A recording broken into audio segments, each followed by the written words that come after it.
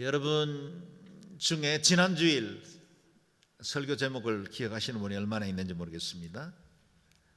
지난주일의 설교 제목을 어떻게 기억하고 삽니까? 그렇죠?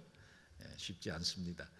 보통 거의 한 주간이 지나면 지난주 말씀에 대해서 잊어버리기가 쉽죠. 그래서 저는 항상 지난주일 말씀으로부터 설교를 시작합니다. 말씀의 연속 강해이기 때문에 이를 통해 우리가 지금 듣고 있는 이 말씀이 하나님의 거대한 구원의 역사 중에 일부분이라는 걸 확인할 수 있고, 또 말씀의 전체 맥락을 이해하는 데도 도움이 되겠죠. 지난주일 설교 제목은 하나님의 일꾼의 승리였습니다. 그랬나요? 하나님의 일꾼의 승리였습니다. 이 본문, 이 제목이 전제하는 것은 하나님의 일꾼들에게는 승리가 보증되어 있다는 것으로부터 출발합니다. 우리는 최후의 승리를 얻게 될 겁니다.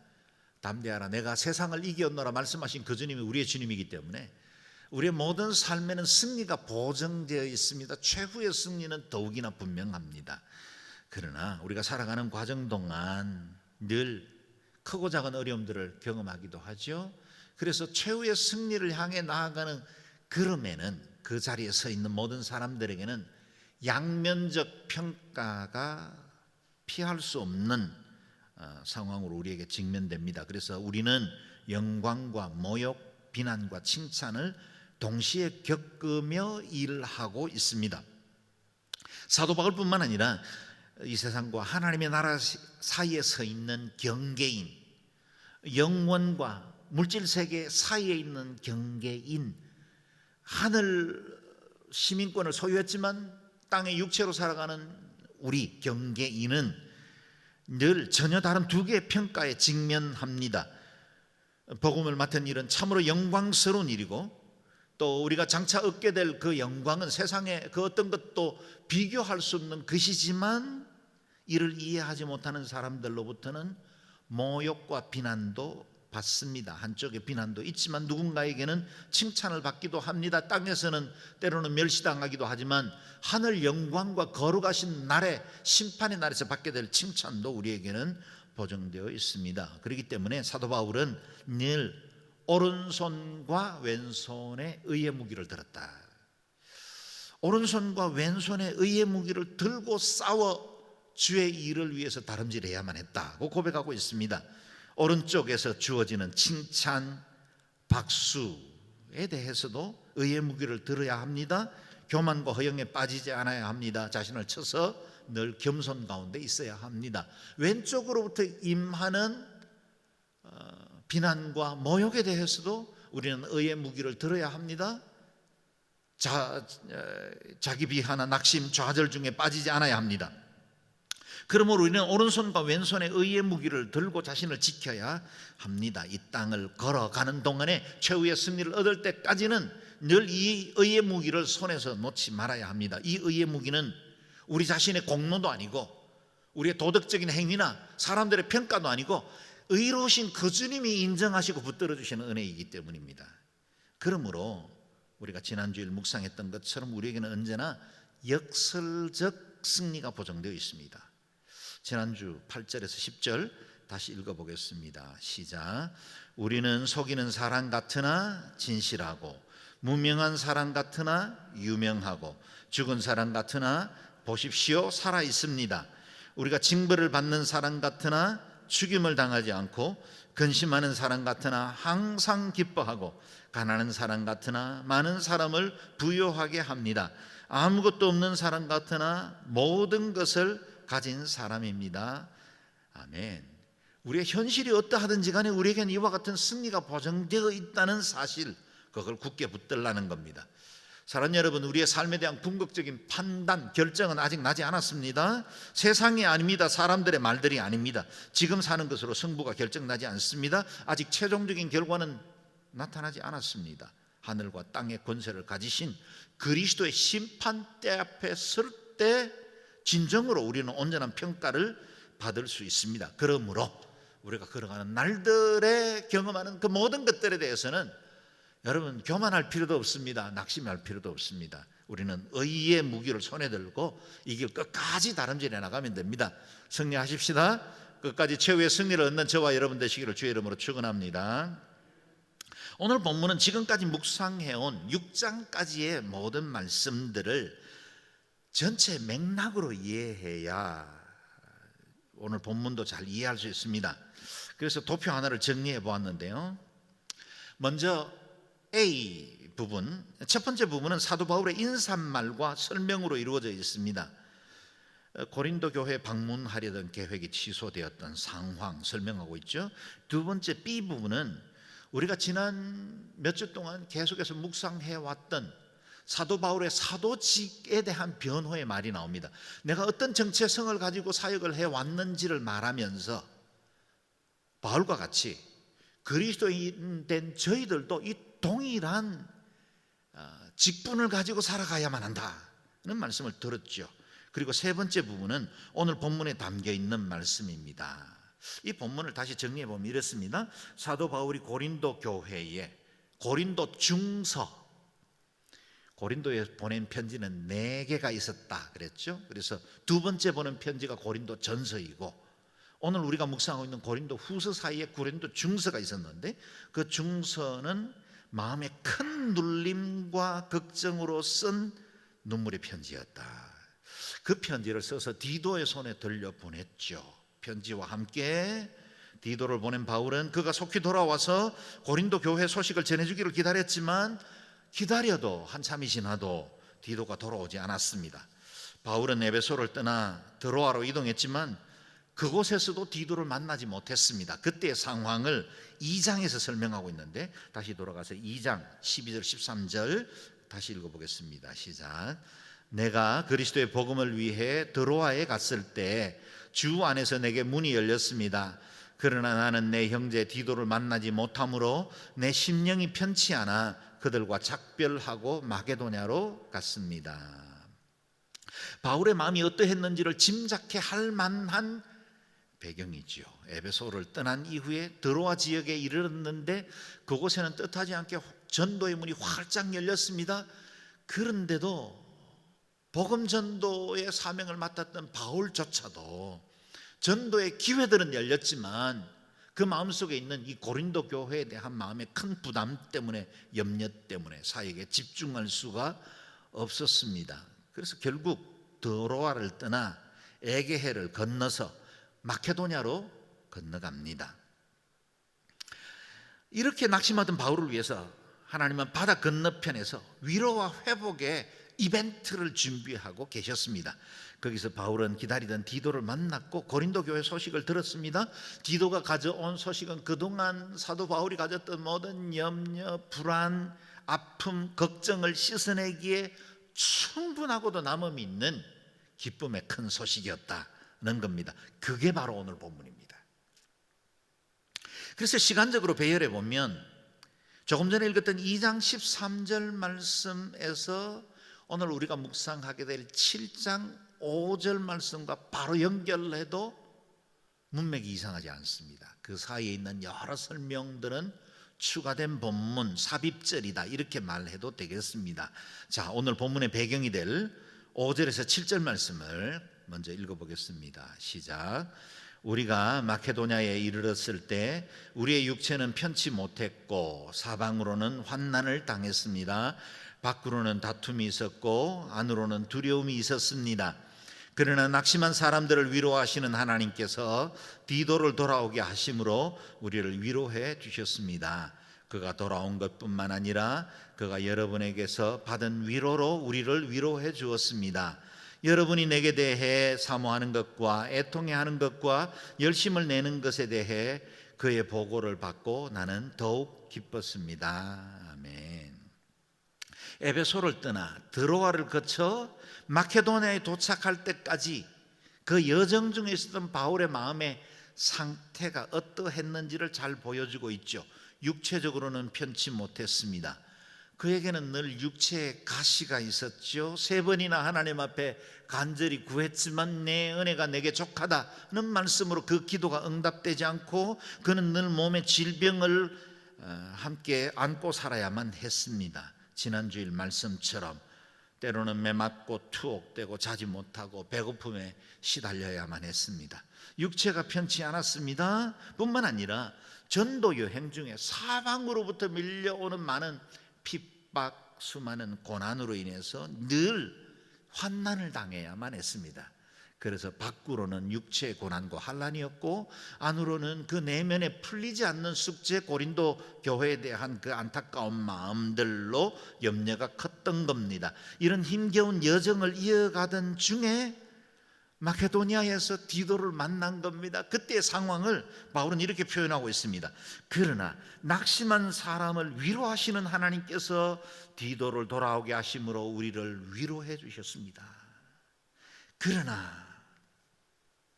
그러나라는 말로 시작되죠. 고난 중에 있을 때, 환난이 길어지고 있을 때, 우리 앞이 보이지 않을 때, 내 문제가 해결되지 않고 해석되지 않을 그때, 그러나라는 단어는 얼마나 우리에게 소망이 됩니까? 상황을 역전시키시는 하나님, 역설의 은혜를 베푸시는 그 하나님의 스토리는 그러나라는 반전으로 이루어지고 있습니다. 바울이 디도의 손에서 눈물의 편지를 들려보낼 때 고린도 교인들이 어떻게 반응할지 바울도 염려했지만 디도도 큰 불안에 휩싸였습니다. 걱정이 많았습니다. 그 편지에는 애통하는 마음도 담겨 있었지만 단호한 책망도 있었기 때문에 이 편지를 제대로 이해하지 못하고 그들이 못 받아들이면 관계가 완전히 깨어질 뿐만 아니라 교회는 더 큰 어려움에 빠질 수 있는 상황이었습니다. 그러나 이전과는 달리 바울에 대한 성도들의 태도가 완전히 바뀌어 있었습니다.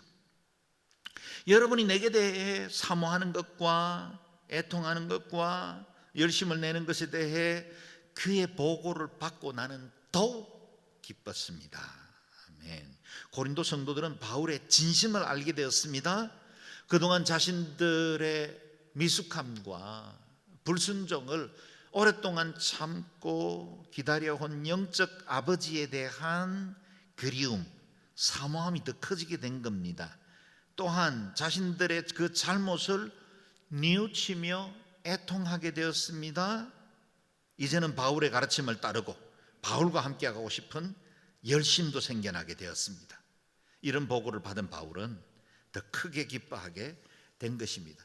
그 바울의 기쁨의 크기는 그동안의 염려의 크기와 반비례했을 겁니다. 바울의 크기의 기쁨은 고린도 교회를 향한 그의 사랑과는 비례할 만큼 컸을 겁니다. 그래서 오늘 본문에는 기쁨이라는 단어가 여러 번 등장합니다. 4절에 기쁨이 넘칩니다. 7절에 더욱 기뻤습니다. 9절에 지금은 내가 기뻐하고 있습니다. 13절에 우리는 더욱 기뻐하게 됐습니다. 사랑하는 여러분, 우리 성도들 중에도 여러 가지 시련과 환난을 만나 고난 중에 있는 분들이 있을 겁니다. 힘겨워하며 매일매일 버텨내는 듯한 소망이 아니면 견딜 수 없는 그런 시간을 맞이한 분들도 없지 않을 겁니다. 그러나 여러분, 우리의 삶에도 그러나라는 하나님의 반전은 반드시 주어집니다. 우리 하나님은 신실하시기 때문이죠. 그 하나님 우리를 사랑하시기 때문입니다. 우리 하나님은 모든 것을 합력하여 선을 이루시기 때문에 우리 눈에 보이지 않는 것이지 하나님의 그 섭리와 계획 안에서는 그 그러나의 반전의 시기가 반드시 주어지게 될 겁니다. 지금 손에 잡히지 않더라도 두려워하지 마십시오. 그날을 기대하고 소망 중에 승리할 수 있기를 바랍니다. 우리 하나님은 위로의 하나님이십니다.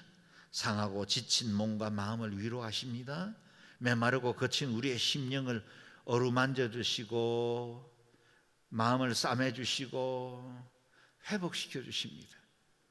그래서 위로의 원천은 하나님이십니다. 우리가 조금 전에 불렀던 찬양, 위로라는 찬양, 우리 드럼 치는 공욱군 형제가 지은 찬송입니다. 그 찬양에 아주 단어가 재미있죠. 우리 하나님 위로부터 임하는 위로도 있지만 그래서 우리는 위로 올라간다. 단어 하나를 가지고 아주 정말 찬양을 이렇게 이중적으로 잘 작곡한 것 같아요. 사는 여러분, 우리는 하늘로부터 임하는 위로를 받아야 살 수 있는 사람들이죠. 그런데 그 위로는요, 우리가 또 동시에 위로 올라갈 때만 임하는 위로입니다. 워드 플레이죠. 위로 올라갈 때만 위로를 받아요. 하늘로부터 임하는 위로, 그 원천이 하나님이시기 때문입니다. 그 하나님께 나아갔을 때는 많은 말 하지 않아도 괜찮습니다. 우리의 억울한 사정, 힘들고 마음 아픈 것들 일일이 낱낱이 다 고하지 않아도 괜찮아요. 엎드려 있으면 위로가 임합니다. 마치 로뎀나무 아래 누워있는 엘리야의 그 지친 몸과 마음에 하나님의 천사가 다가와 터치 하시는 것처럼 그분이 어루만져 주시는 겁니다. 우리 어깨를 감싸주시고. 사회적 거리는 두지만 우리 주님은 결코 거리를 두지 않아요. 가까이 다가오세요. 격려하십니다. 그래서 이사야 선지자를 통해서 주신 소망의 복음을 굳게 붙들어야 합니다. 슬퍼하는 사람에게 제 대신 화관을 씌워주고 슬픔 대신 기쁨의 기름을 발라주며 통곡 대신 찬양의 옷을 입게 하신다. 할렐루야. 우리를 도우시는 그 하나님, 그 소망의 주님을 굳게 붙드시는 삶이 되시기를 바랍니다. 고린도 성도들의 마음을 확인한 바울, 이제야 그의 마음에 무거운 짐 내려놓고 고백합니다. 8절에서 10절 말씀 읽어봅니다. 시작. 내가 편지로 인해 여러분을 근심하게 했다 할지라도 지금은 후회하지 않습니다. 내 편지가 여러분을 잠시 상심하게 했다는 것을 내가 알고 후회하기는 했으나 지금은 내가 기뻐하고 있습니다. 왜냐하면 여러분을 근심하게 했기 때문이 아니라 여러분이 그 근심으로 회개하게 됐기 때문입니다. 여러분은 하나님의 뜻대로 근심한 것이므로 결국 여러분은 아무것도 손해본 것이 없습니다. 하나님의 뜻대로 하는 근심은 구원에 이르는 회개를 가져므로 후회할 것이 없습니다. 그러나 세상 근심은 죽음을 가져옵니다. 아멘. 눈물로 쓴 이 준엄한 편지를 보낼 때 그의 마음이 어떠했는지를 진솔하게 말하고 있습니다. 편지에는 바울의 영적 아버지의 마음, 절절한 마음도 있었지만 동시에 책망하는 스승의 마음도 있었습니다. 그들을 정죄하거나 고통을 주려는 것이 아니었다라고 고백하고 있습니다. 그들이 진리를 바로 알고 마음을 돌이키기를 원하는 아버지의 마음, 스승의 마음이었죠. 마치 우리가 우리 자녀들을 꾸짖을 때 엄하게 책망하기는 하지만 아이가 제대로 이것을 사랑의 매로 알고 받아들이면 감사하지만 아이에게 마땅히 행할 길을 가르치라. 말씀대로 우리 부모는 그렇게 행하는데 그걸 오히려 삐뚤어 듣고 그것으로 반항하면 더 멀어지는 경우들도 생기죠. 우리 부모님들이 꾸짖을 때 늘 두 가지 마음을 갖지 않습니까? 아이 바로 서기를 바라는 마음인데 혹이라도 삐뚤어지면 어떡하나 그 염려죠. 그게 바울의 마음속에 절절하게 담겨 있었다라는 겁니다. 그래서 이 편지 보낸 이후에는 마음 한쪽에는 후회도 있었다. 이 사람들 틀림없이 마음 아플 텐데, 이것 때문에 고민이 많을 텐데 내가 괜히 썼나? 하나님의 말씀이 된, 지금은 우리의 성경에 담긴 이 편지를 쓸 때 물론 이 고린도 중서는 우리에게 들어오지 않았습니다. 그러나 그 같은 마음들이 바울에게는 늘 있었다는 거예요. 그 준엄한 편지가 그들에게 혹 마음의 어려움을 줄까 후회도 했는데, 그러나 디도에게 들은 소식을 듣고 이 모든 후회나 걱정들이 다 사라지게 되었다는 겁니다.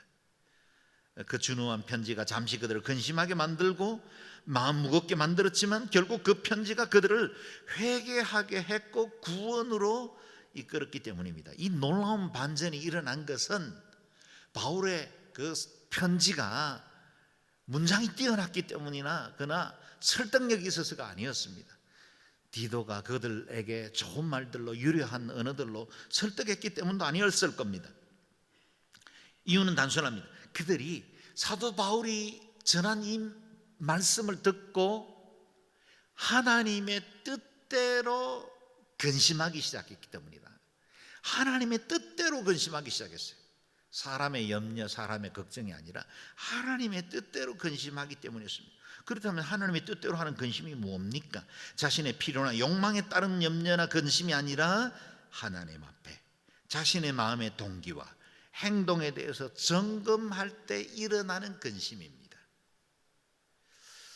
하나님의 뜻대로 하는 근심은 우리의 의지로는 잘 되지 않아요. 성령님이 개입하셔야 이루어집니다. 그 근심은 내 안에 있는 죄들이 드러납니다. 내가 하나님 앞에 제대로 서지 못했던 내 안에 그릇된 동기들이나 태도들, 하나님의 말씀에 불순종했던 우리의 삶에 대해서 내가 이렇게 살면 되지 않는데, 내가 이렇게 살 수는 없지, 성령님의 마음을 아프게 하는 것이지, 그런 생각들이 들 수 있도록 불러일으키는 것이 하나님의 뜻대로 하는 근심이다 하는 겁니다. 바울은 두 종류의 근심을 대조하여 보여주고 있습니다. 하나님의 뜻대로 하는 근심과 세상의 근심, 이 두 가지의 근심은 감정이 움직여진다는 점에서는 동일하지만, 그러나 그 동기와 결과는 완전히 다른 것이었습니다. 하나님의 뜻대로 하는 근심은 구원에 이르는 회개를 가져옴으로 후회할 것이 없습니다. 그러나 세상의 근심은 죽음을 가져옵니다. 결과가 전혀 다르죠. 성경의 예를 들어 봅니다. 은30에 스승을 팔아넘긴 가룟 유다는 예수님이 십자가에 못 박혀 돌아가신 이후에 크게 후회했습니다. 큰 근심에 휩싸였습니다. 그러나 그는 회개하고 하나님께로 돌아온 것이 아니라 자책감에 눌려 자살하고 맙니다. 한편 3번이나 스승을 부인했던 베드로는 통곡하면서 자신의 죄를 주께로 돌이키고 돌아왔습니다. 부활의 주님을 만나 사명을 회복했고 주님을 위해서 순교하는 그런 제자의 자리에까지 이르게 되었습니다. 시기심으로 인해 동생 아벨을 돌로 쳐 죽였던 가인은 하나님께로 돌이키지 않고 오히려 벌을 두려워 피하여 도망다니는 자의 일평생을 살았지만, 다윗은 이보다 더 큰 죄를 저질렀지만 하나님께로 돌아와 침상을 눈물로 적시며 회개함으로 구원의 기쁨을 회복하고 이스라엘의 역사 가운데서 가장 위대한 왕의 자리까지 이를 수 있게 된 것입니다. 고린도 성도들도 거짓 교사들의 미혹에 빠져 그 혼란 중에 빠졌지만, 그들은 하나님의 뜻대로 하는 근심으로 하나님께로 돌아왔고 사도 바울과의 신뢰를 회복할 수 있게 되었고 교회의 복음을 건강하게 지켜낼 수 있게 되었다는 겁니다. 저와 여러분에게도 이 하나님의 뜻대로 하는 근심이 있는지를 늘 점검해야 합니다. 이 하나님의 뜻대로 하는 근심이라는 말에 NIV 영어 성경에는 godly sorrow라고 부릅니다. godly sorrow, 경건한 슬픔이라 그렇게 말할 수 있겠습니다. 요즘 그리스도인에게는 이 경건한 슬픔이 사라지고 있는 것 같습니다. 점차 희박해집니다. 자신의 죄에 대한 실존에 대한 아픔이 없습니다. 이유가 뭘까요? 죄 문제를 너무 가볍게 처리하고 있기 때문 아닐까요? 심리학과 상담학에서는 죄 문제를 깊이 다루지 않습니다. 죄책감은 부정적인 감정 중에 하나로 여깁니다. 그래서 그것을 해소하는 것이 상담의 주 목표입니다. 죄를 상대화시킵니다. 죄의 무게를 경감시키는 데 집중되어 있습니다. 자신의 느낌과 생각을 있는 모습 그대로 받아들이라고 가르치다 보니 모든 것을 판단하시는 절대자 앞에 서야 할 그 엄중한 죄 앞에서도 애써 그 절대적 기준을 외면하려고 합니다. 죄 문제가 회피되도록 안내하고 있는 것입니다. 하나님의 말씀을 바로 선포해야 할 이 설교 강단에도 인본주의 사상이 얼마나 많이 침투해 와 있습니까? 윌리엄 바클레이 말대로 양심을 일깨우는 것이 아니라 양심을 달래고 있는 설교가 얼마나 많습니까? 부담스러운 설교, 듣고 싶지 않는 고객들의 취향에 맞춘 설교. 고객이십니까? 여러분 귀에만 듣기 좋은 그런 설교를 해야 할까요? 고객들의 기호에 맞는 음식을 내오려는 것처럼 설교를 하면 강단은 무너집니다. 교회는 회파될 겁니다. 죄에 대해서 더 이상 아파하지 않을 겁니다. 하나님을 경외함으로 이 경건한 슬픔, 하나님의 뜻대로 하는 근심을 회복해야 합니다. 한편 세상 근심은 죽음을 가져온다라고 말합니다. 무슨 뜻입니까? 물론 많은 근심과 염려가 수많은 질병의 원인이 된다는 건 의학적으로도 수도 없이 밝혀져 있습니다. 그러나 오늘 본문이 말하는 세상 근심은 조금 다른 차원의 뜻을 가집니다. 세상 근심은 내가 원하는 것 얻지 못해 생겨난 근심이죠. 내가 주인입니다. 내 마음과 생각이 절대화되어 있습니다. 그것 만족시키려고 하다가 발생하는 근심들의 총론이다, 이렇게 말할 수 있겠습니다. 더 갖지 못해서 생기는 근심, 남보다 부족해서 생기는, 뒤처져 생겨난 슬픔, 땅에 지은 장차 무너질 장막, 그것이 기준이다 보니 늘 불안하고 두렵습니다. 거기서 발생하는 근심들의 결과, 당연히 그 끝은 죽음입니다. 세상의 욕망을 추구하는 길의 끝은 심판밖에 없습니다. 그러나 하나님의 뜻대로 하는 근심은 열매를 맺습니다. 그 열매가 11절에 나오는데요, 같이 읽어보겠습니다. 시작. 보십시오. 하나님의 뜻대로 하는 이 근심이 여러분에게 얼마나 간절함을 불러일으키며 변호함과 의분과 두려움과 사모함과 열심과 응징의 마음을 불러일으켰습니까? 여러분은 모든 일에 여러분 자신의 깨끗함을 보여주었습니다. 아멘. 경건한 슬픔, 하나님의 뜻대로 하는 근심인 회개가 맺는 7가지 열매를 말하고 있습니다. 간절함, 변호함, 의분, 두려움, 사모함, 열심, 응징입니다. 첫 번째, 그대로 믿음에 바로 서기 위해서 간절함을 불러일으키게 되었다. 경건한 슬픔을 갖게 되니 하나님 더 간절히 사모하게 되고 더 주님께로 가까이 나가고 싶은 마음을 갖게 되었다는 겁니다. 두 번째, 그들은 잘못을 인정하고 자신의 그동안의 모든 허물들을 변호하게 되었습니다. 세 번째, 그들이 미혹했던 거짓에 대해서 의로운 분노를 가지게 되었습니다. 죄에 대해서 단호할 수 있게 되었다는 겁니다. 네 번째, 자신의 행위에 대한 심판을 두려워할 줄 알게 되었습니다. 다섯 번째, 그들에게 복음을 전해준 영적 스승인 바울에 대해 사모하는 마음을 갖게 된 것입니다. 여섯 번째, 진리에 대한 열심이 생겨났습니다. 일곱 번째, 아마도 거짓 교사들이 이에 동정한 것을 응징했던 것 같습니다. 거짓에 휩싸였던 사람들에 대해서 교회적으로 치리했다는 의미겠죠. 이 같은 경건한 슬픔이 회개를 불러일으켰고, 이를 통해서 그들은 자신의 모든 삶의 깨끗함을 다시 회복할 수 있는 기회가 되었다는 겁니다. 사랑하는 여러분, 우리는 사순절 기간을 보내고 있습니다. 그리고 오늘날처럼 영적으로 나태하기 쉬운 때에 90일의 시간을 통해서 늘 하나님의 말씀을 읽고 묵상하고 또 말씀을 듣기 위해서 새벽을 깨우고 하는 이 귀한 시간을 갖습니다. 이 시간들은 얼마나 우리에게 소중한 시간입니까? 이제 잠시 후에 고난주간도 맞이하게 될 겁니다. 왜 우리가 이런 특별한 절기와 시간들을 가져야만 하는 걸까요? 내 안에 점점 경건한 슬픔이 사라지기 때문입니다. 그래서 교회의 절기를 통해 경건한 슬픔, 하나님의 뜻대로 하는 근심을 회복하는 시간을 갖게 절기로 만들어 놓은 것이 사순절의 기간입니다. 우리가 이와 같은 경건한 슬픔을 가지면 우리에게도 이 같은 열매가 맺히게 될 겁니다. 우리도 믿음에 바로 서기 위한 간절함을 갖게 될 겁니다. 거짓에 대해서는 의로운 분노를 갖게 될 겁니다. 더욱더 하나님 앞에 심판을 두려워할 줄 알게 될 겁니다. 영적인 것을 더 사모하는 마음을 갖게 될 겁니다. 진리에 대해서 열심을 갖게 됩니다. 거짓 교사들, 그리고 내 안에 있는 부정한 것에 대해서 응징할 수 있는 열심도 갖게 될 겁니다. 저와 여러분 안에 이 시간들이 경건한 슬픔을 회복하는 시간들이 될 수 있기를 바랍니다. 우리에게 하나님의 뜻대로 하는 근심이라면 더 근심해도 괜찮습니다.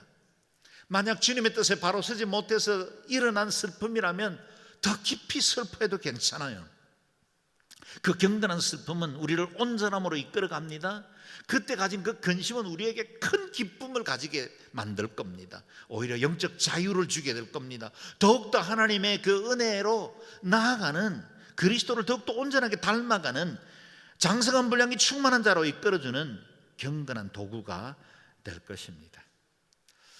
고린도 성도들이 이렇게 돌이킨 것으로 인해서 바울과 디도에게도 큰 은혜가 임했습니다. 열매가 맺히게 된 것이죠. 이후의 말씀들은 이 세 가지로 정리해 볼 수 있겠습니다. 첫 번째는 바울과 디도가 큰 위로와 힘을 얻게 되었다라고 말합니다. 13절 말씀 읽어보겠습니다. 시작. 이로 인해 우리는 위로를 받았습니다. 또한 우리가 받은 위로 위에 디도가 즐거워하는 것을 보고 우리는 더욱 기뻐하게 됐습니다. 그는 여러분 모두로 인해 심령의 새로운 힘을 얻었습니다. 아멘. 그동안 마음 졸이며 기도하고 수고한 모든 것이 헛된 일이 아니라는 것을 확인하게 된 것입니다. 고린도 교회를 방문한 디도가 크게 기뻐하게 되었고, 그 디도가 기뻐하고 안심하는 것을 보고 바울도 더 기뻐하게 되었다 뿐만 아니라 이 두 사람은 심령에 새로운 힘을 얻게 되었다는 겁니다. 둘째는 바울이 디도에게 자랑한 고린도 성도들의 좋은 점이 사실이다는 사실이 확인되었습니다. 14절 말씀 읽겠습니다. 시작. 내가 여러분에 대해 디도에게 무슨 자랑한 것이 있다 할지라도 나는 부끄럽지 않습니다. 우리가 여러분에게 말한 모든 것이 사실이었던 것처럼 우리가 이 디도에게 한 자랑도 사실이기 때문입니다. 아멘. 그렇게 많은 문제를 가지고 있고 수많은 이 갈등과 혼란이 있었던 그 고린도 교회에 문제만을 보지 않고 바울은 그 안에 있는 좋은 점을 보려고 했었어요. 여러분, 우리 부모들이 그렇잖아요. 자녀들, 온전한 자녀가 어디 있겠습니까? 그런데도 우리는 자녀들의 좋은 점을 보려고 애쓰죠. 그것처럼 바울도 디도에게 이 편지를 들려보낼 때 고린도 교회에 대해서 염려하고 있는 디도에게, 아니야, 고린도 교회 성도들 대부분은 진실해, 사랑이 많아, 괜찮아, 가서 잘 전하고 위로하면 그들도 하나님 앞에 바로 설 거야, 이렇게 자랑한 겁니다. 그런데 그 자랑이 헛되지 않은 겁니다. 디도가 가서 직접 그것이 사실이라는 것을 확인했습니다. 그래서 내가 디도에게 무슨 자랑한 것이 있다 할지라도 부끄럽지 않습니다. 여러분이 그것을 직접 증거해 줬기 때문입니다 라고 말하는 겁니다. 셋째는 고린도 교회에 대한 애정과 신뢰가 더 깊어지게 되었다는 겁니다. 결론적인 거죠. 15절 16절 말씀 같이 읽겠습니다. 시작. 디도는 여러분 모두가 두렵고 떨리는 마음으로 자기를 받아들여주고 순종한 것을 기억하며 여러분에 대한 애정이 더욱 깊어졌습니다. 나는 여러분을 전적으로 신뢰할 수 있게 돼 기쁩니다. 아멘. 고린도 성도들이 디도를 마치 천사를 영접하는 것처럼 두렵고 떨림으로 맞이하게 되었고 순종하고 회개하게 된 것을 보고 디도의 마음속에 고린도 교회에 대한 사랑, 애정이 더욱더 깊어지게 되었다는 겁니다. 이 모든 것을 보니 바울의 사랑도 깊어졌고 무엇보다 고린도 교회에 대해서 전적으로 신뢰할 수 있게 되었다는 겁니다. 영화로 보면 해피 엔딩입니다. 정말 좋은 결말을 맺었습니다. 우리 마음에도 크고 작은 염려, 걱정들이 어느새 우리의 심령과 삶을 엄습하는 것을 보게 되죠. 믿음으로 살고 싶고 잘 살려고 애썼는데 현실에 맞닥뜨려지면 어느새 내 믿음 쉬 흔들리고 불안과 염려가 내 마음을 잠식하는 것 경험할 때가 많습니다. 그러나 그럴 때마다 내가 지금 가지고 있는 이 근심, 그것에 대해서 분별할 필요가 있습니다. 하나님의 뜻대로 하는 경건한 근심인지 세상의 기준에 따른 근심인지 늘 분별해야 합니다. 그리고 그것이 경건한 슬픔이거든 더욱더 우리 자신을 쳐서 복종시키고 하나님의 뜻대로 나아갈 수 있는 소망이 더 견고해져야 합니다. 그런데 그것이 세상적인 근심이거든 가지고 하나님께로 나오십시오. 그 근심을 하나님께로 가지고 오는 순간부터 내 것이 아니라 하나님께 됩니다. 사도 베드로는 너희 염려를 주께 던져버리라 그랬죠. 너희 염려를 주께 던져버리십시오. 여러분 가지고 있지 말고 주님께 올려드리면 그 염려는 주님이 책임지기 시작합니다. 우리 안에 시작된 하나님의 나라, 그 생명의 복음에는 결코 실패가 없습니다. 선한 열매 거두게 될 겁니다. 우리를 이 땅에 살아가는 동안에 위로하시고 새로운 기쁨 주시고 다시 힘을 주셔서 이 모든 위기들을 이겨내게 하실 것입니다. 하나님의 관점으로 보면 이 세상의 끝에는 언제나 승리가 기다리고 있습니다. 우리의 모든 삶은 선으로 결과 맺게 될 것입니다. 승리합니다. 선하신 뜻 이루실 것입니다. 온전히 주님만 신뢰하며 승리하는 복된 삶이 되시기를 주의 이름으로 축원합니다. 아멘. 기도하겠습니다. 합심해서 기도할 때 하나님 우리 속에 하나님의 뜻대로 하는 경건한 슬픔이 있게 도와주십시오. 그래서 이 사순절이 더욱더 그리스도를 경외하고 하나님을 사랑하는 온전한 믿음의 사람으로 설 수 있는 계기가 되게 도와주십시오. 더욱더 온전한 예배자 되게 해주십시오. 내 안에 있는 모든 죄악들을 미워하고 그것들에 대해서 단호하게 돌아설 수 있게 도와주십시오. 하나님 경외하는 마음 더욱더 깊어지게 하셔서 그리스도를 닮아가는 저희들 되게 도와주십시오. 이 사순절이 이 고난주간이 더욱더 하나님 견고하게 붙들고 믿음으로 설 수 있는 온전한 하나님의 뜻에 따른 근심이 되게 도와주십시오. 함께 통성으로 기도하겠습니다.